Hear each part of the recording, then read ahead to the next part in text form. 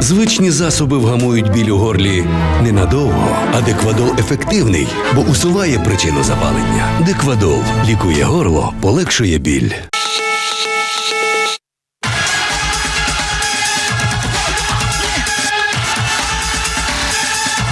Чорне море – чорна діра для російських кораблів. ГУР зробили це знову. У ніч проти 1 лютого морські дрони Головного управління розвідки відправили на дно ракетний катер «Івановець». Атакували ворожу бляшанку в районі озера Донузлав, що на узбережжі тимчасово окупованого Криму. Морська атака масована. На відео, знятому надводними ударними безпілотниками, зафіксована низка прямих влучань і яскраві вибухи посеред нічного моря.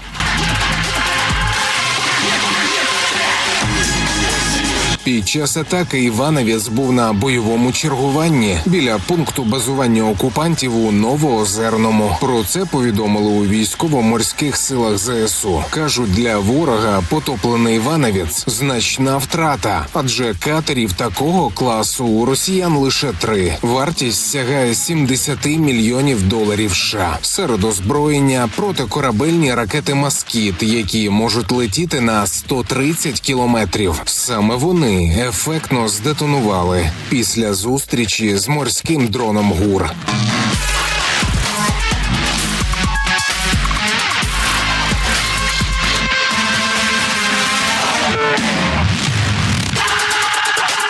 А ще, крім ракет, на облавку могли перебувати до 40 окупантів. Ворог влаштував пошуково-рятувальні роботи. Чи були шанси врятуватися, якщо «Івановець» гарантовано поповнив підводний флот загарбників? Питання риторичне.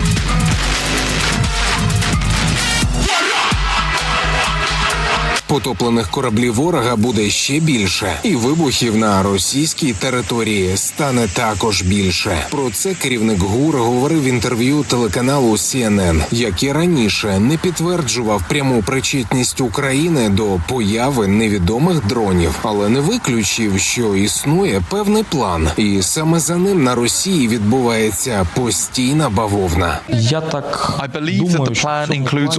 так думаю, що цей план включає всі основні об'єкти критичної інфраструктури та об'єкти військової інфраструктури Російської Федерації. Цивільним московитам корисно бачити реальну картину війни, палаючі нафтобази та зруйновані військові заводи. А ще пожежі саме на тій ділянці залізниці, якою перевозять російські ракети. Агенти партизанського руху АТЕШ влаштували диверсію у Тамбовській області. Підпалили релейну шафу біля селища Первомайське. Рух російською залізницею тимчасово зупинився. Не зупинка, а лише початок у тимчасово окупованому Криму. В оперативному командуванні «Південь» повідомляють щонайменше про 5 прильотів під час ракетної атаки 31 січня. Росіяни намагаються запевнити, буцімто загорілися і вибухали нікому не потрібні смітники. Ну що ж, якщо вважати сміттям військову частину та пункт зв'язку аеродрому Бельбек, то так і є. Про ураження цього об'єкта ворожої інфраструктури повідомляє російська пропаганда, попри заяви відомства Шойгу про успішну роботу ППО. Можемо, знаєте, потролити хіба що їх всі цілі збиті, як завжди, але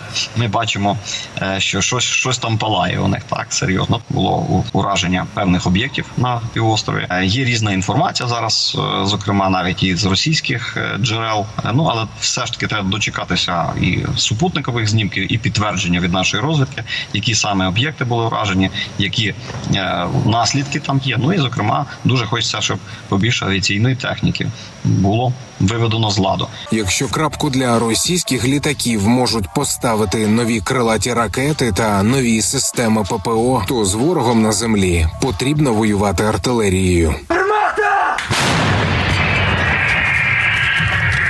ЗСУ вже зіткнулися з браком артилерійських боєприпасів. Про це українське Міністерство оборони офіційно повідомило союзників у ЄС. На лист Рустема Умєрова посилається агенція Bloomberg. Сили оборони відстрілюють щодоби не більше 2000 снарядів на лінії фронту завдовжки 1500 кілометрів. І це втричі менше пострілів, ніж їх роблять окупанти.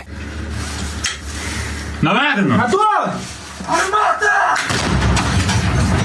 Артилеристи бригади Азов нищать російські позиції на сході біля Лиману. Ситуація у напрямку Креміної залишається вкрай гострою. Ворог штурмує у щоденному режимі. Бійці підтверджують, кількість снарядів варто було збільшити у 10. Але поки нових поставок немає, постійно вигадують нові тактичні хитрощі, щоб зупинити ворожий наступ. Бійці, можливо, не мають достатньо снарядів, але їм точно не бракує мотивації. Та в нас одна мотивація у всіх – наша країна, в принципі, сім'я. У мене син маленький і дуже не хочеться, щоб він то все вже в сознательному возрасті, як кажуть, застав. Та й таке. Как и на всей линии фронта, достаточно напряжно, потому что идут активные штурма, которые приходится сдерживать, и для этого нужно много боеприпасов. Поэтому постепенно отбиваем, но в целом они берут массой по чуть-чуть, по метру, по полметра. Ворог може брати кількістю, ЗСУ беруть точністю. Як евакуація поранених окупантів отримала несподіваний фінал, демонструє блогер та волонтер Сергій Стерненко. Працює 93-я механізована бригада і FPV-дрони підрозділу «Сігнум». Товарищ капитан, в настоящее время докладываю на мосту у камикадзе. Осуществляю эвакуацию с соседними подразделениями. Вот эвакуируем раненого друга. Откуда ты будешь? Сегодня? Красавчик вообще. Ну тебе немножко осталось, потерпеть совсем. Маленькая пауза. Я просто пацанам потом они не поверят. Вот КамАЗ горит. Ой, как горит. Давай, братулес, опа! Русские не сдаются. Олексій Пасак, 5 канал. Головне управління розвідки спростувало інформацію про причетність відомства до виїзду за кордон колишнього радника Офісу президента Олексія Арестовича. у ГУР переконують, що не надавали Арестовичу листів та жодних інших документів для перетину ним кордону у вересні 2023 року. Раніше ж розслідувачі NGL Media оприлюднили інформацію, нібито скандально відомий блогер щонайменше двічі виїжджав з України завдяки листу від управління української розвідки. Опублікували відповідну світлину. За даними журналістів, востаннє 4 вересня Арестович покинув країну через пункт пропуску Краківець-Корчова. Про це журналістів поінформували джерела у прикордонній службі, йдеться у матеріалі. Нині ж відомо, що він перебуває у Нью-Йорку. Низка українських ЗМІ повідомляли, що до нього порушили кримінальне провадження у справі несправедливого повідомлення про злочин. Вища рада правосуддя зупинила розгляд дисциплінарної справи щодо судді Олексія Тандира, якого звинувачують у вбивстві нацгвардійця на блокпосту. Про це рішення стало відомим після засідання дисциплінарної палати. Член Вищої ради правосуддя Віталій Саліхов запропонував зупинити розгляд дисциплінарної справи проти Тандира. За його словами, прокуратура певний час не надавала необхідних документів, а закон надає членам ради 30 днів на складання висновку у справі. Саліхов заявив, що має йти у відпустку і тому не встигне опрацювати потрібні документи. 3 з 5 членів дисциплінарної палати Вищої ради правосуддя підтримали це рішення. Нагадаю, у ніч на 26 травня на в'їзді до Києва з боку Житомира голова Макарівського райсуду Київської області Олексій Тандир на смерть збив нацгвардійця Вадима Бондаренка, який стояв на блокпосту. Військовий загинув на місці. Наступного дня судді Тандиру повідомили про підозру та відправили під варту без можливості внесення застави. Суддя намагався переконати, що за кермом був не він, а водій, який нібито втік. Також відмовлявся проходити тест на вміст алкоголю та наркотиків. Примусова експертиза підтвердила вміст алкоголю у зразках підозрюваного. День інтронізації диявола у рясі або 15 років на грішному престолі. Патріарх, агент КДБ, бізнесмен, фанат війни і Путіна. Усе це про предстоятеля Російської православної церкви патріарха Кирила Гундяєва. 1 лютого 2009 року його інтронізували, тобто возвели на престол. І відтоді він невтомно виправдовує усі діяння свого духовного і ідейного лідера, президента Росії. Що відомо про головного головного ініціатора церковного мілітаризму на Росії. Та чим запам'ятався Кирил Гундяєв за 15 років на престолі? Юрій Пугач продовжить. РПЦ ФСБ з патріархом-кадебістом Кирилом Гундяєвим на чолі рівно 15 років. Він благословляє російських військових на вбивство українців. Я хотів би, щоб цей образ іменно був в рядах Росгвардії Російської Федерації. Да, не все йде так швидко, як хотілося б. Його посіпаки у рясах освячують вбивчі ракети і техніку. А сам він відкрито захоплюється ядерною зброєю. Ядерний центр, тот самий, який був создан Курчатовим. Вони створили оружие под покровом преподобного Серафима Саровского. Это оружие создавалось в обители преподобного Серафима. Благодаря этой силе Росія сталася незалежною, свободною. Залишилось тільки, щоб російські окупанти, які ще поки що топчуть нашу землю, де-небудь на шевронах собі написали «З нами РПЦ» або «З нами Кирил», тому що духовністю це пояснити не можна. Кирил Гундяєв є головним ініціатором церковного мілітаризму на Росії. І війна ще не програна. И очень важно, чтобы наша страна была способной в том числе, в каком-то смысле, и возглавить это сопротивление, невероятное слово сейчас скажу, антихристу. Сопротивление пришествию в мир глобального зла. Потому что что такое антихрист? Мабуть, той, хто підсковзується на святій воді.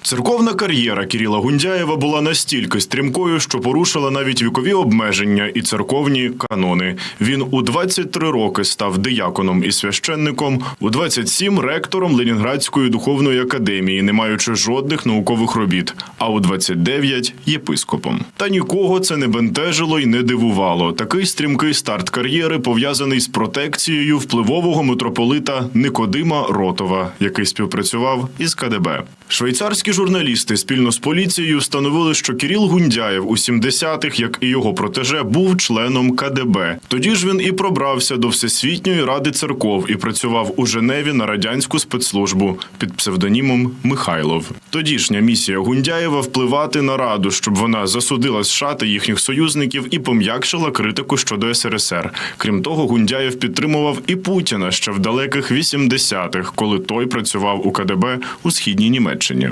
Після розпаду СРСР Гундяєва у народі прозвали «тютюновим патріархом». Утім, не через пристрасть до цигарок, а через любов до грошей. З його легкої руки РПЦ ФСБ збагачувалася шляхом безмитного ввезення до РФ через наближені до неї структури тютюн, морепродукти й дорогоцінне каміння. Любов до розкоші з роками у Гундяєва лише зростала, як і любов до влади та Путіна.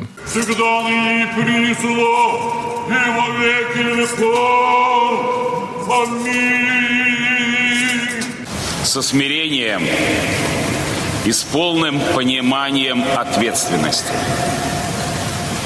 воспринимаю я жребий Божий, патриаршее служение. Оно велико, оно ответственно. А ще прибуткове. Після інтронізації Гундяєва його багатство почало круто зростати. Статки ручного для Кремля патріарха оцінюють у понад 740 мільйонів рублів. У списку його активів не лише значний автопарк, а й буцімто подарунки від багатих прочан, чимало квартир і будинків, а ще цілий палац від Путіна.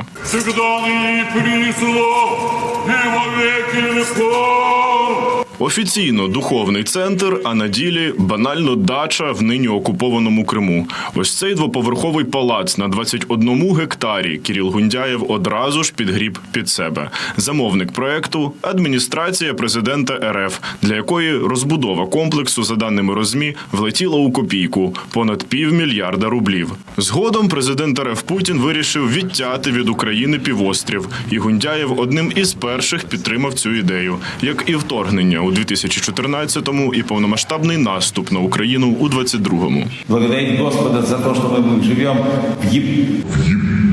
в реально свободной стране. за верховного главнокомандующего нашего Владимира Владимировича. Головний релігійний пропагандист Путіна невтомно заливає у мізки росіян, що геноцид українців – це добре. Всюди вороги, а росіянських дітей потрібно виховувати так, щоб ті не боялися віддати життя за Владимира Владимировича. І те, що живе в альтернативній реальності, Кирил Гундяєв уже навіть не приховує і відкрито про це заявляє. Это альтернативный взгляд на мир, на Бога, на человека. Наши победы куются не только на поле брани. Они куются, начиная с детских садов и школ. Стать более мужественными, более самоотверженными, более заточенными на готовность служить Отечеству. І навіть, якщо потребується, життя свою положити за другі свої. Це складова гібридної війни, яка, як ми бачимо, от на сьогодні фактично стала зворотньою стороною медалі. З одного боку Путін, з іншого боку Кирил. Церква зіграла тут ідеологічним підґрунтям, підпоркою для виправдання, для взагалі фундаменту цієї агресії. Верх цинізму, який особливого подиву не викликає, ще й у тому, що російські ракети, благословенні Гундяєвим, нищать ще й храми, які він же і освячував. Зокрема, Свято-Преображенський кафедральний собор в Одесі. Визит в Украину патриарха Московского и всея Руси Кирилла. Сегодня он осветил Спасо-Преображенский собор в Одессе. Мы сегодня радуемся возрождению этого храма. Больше нет Преображенского собора. Та от, схоже, вже навіть на Росії не всі готові миритися з цинізмом ручного кремлівського патріарха-ФСБшника. У Москві біля кафедрального собору з'явилося криваво-червоне графіті з надписом «Гундяй, не убій». Чтоб ты сдох. Слава Україні. Юрій Пугач, 5 канал.